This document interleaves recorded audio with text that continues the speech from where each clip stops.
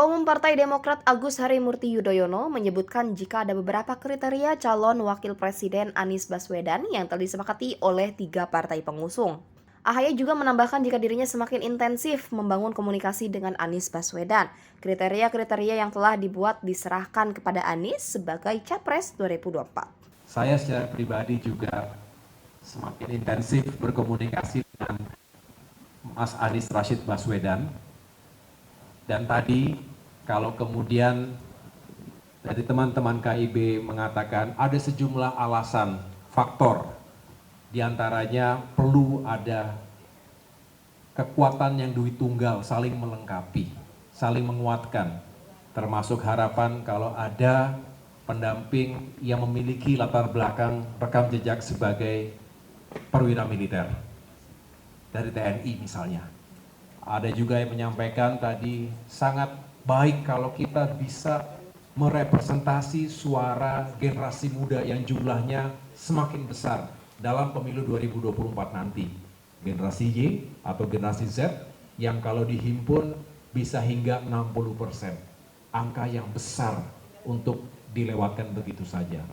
Belum lagi alasan-alasan yang lain, termasuk sebetulnya yang termaktub dalam piagam kesepakatan. Ada sejumlah kriteria cawapres yang sudah disepakati bersama 3 partai, yang itu semua kita serahkan pada akhirnya kepada bakal calon presiden kita, Mas Anies Rashid Baswedan, untuk bisa menentukan siapa yang dianggap terbaik dan bisa membawa kemenangan bersama tadi. Sementara itu AHY akan menggenjot koalisi perubahan untuk berusaha lebih ekstra bekerja, memperkenalkan Anies Baswedan ke seluruh pelosok negeri demi mendulang suara dan hati rakyat Indonesia. Yang intinya mari kita terus lanjutkan ikhtiar.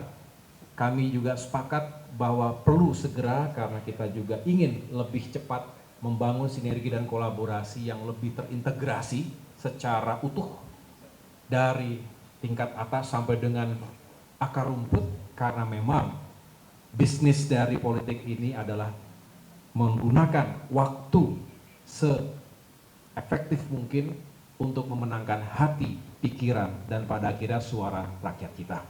AHY juga mengingatkan kepada seluruh partai pengusung jika Indonesia memiliki wilayah yang sangat luas dengan jumlah penduduk sebanyak 200 juta jiwa. Menurutnya, waktu kampanye 75 hari merupakan waktu yang singkat untuk mendulang suara rakyat hingga pelosok negeri. Partai pengusung perlu membuat manajemen krisis dan manajemen kampanye modern yang dapat mengakar ke hati masyarakat Indonesia. Sedangkan nanti masa kampanye hanya 75 hari.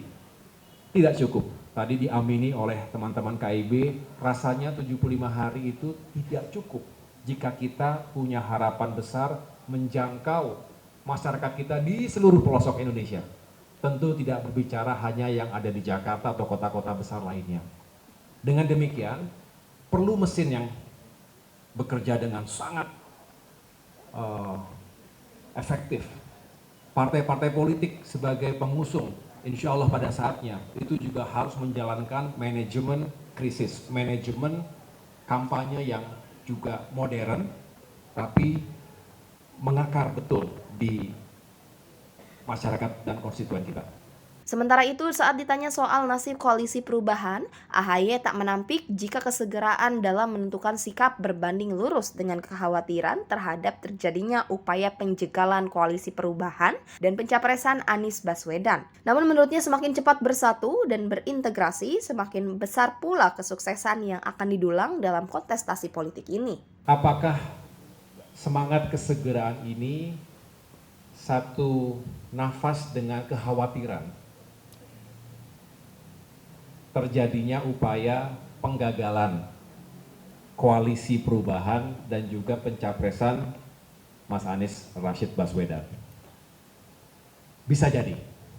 Saya tidak ingin terlalu berandai-andai, tetapi saya kembali kepada tesis dasar. Logikanya adalah dengan semakin cepat bersatu, terintegrasi, baik sistem maupun orang per orang, maka harusnya seiring dengan tingkat atau kans kesuksesan yang lebih baik.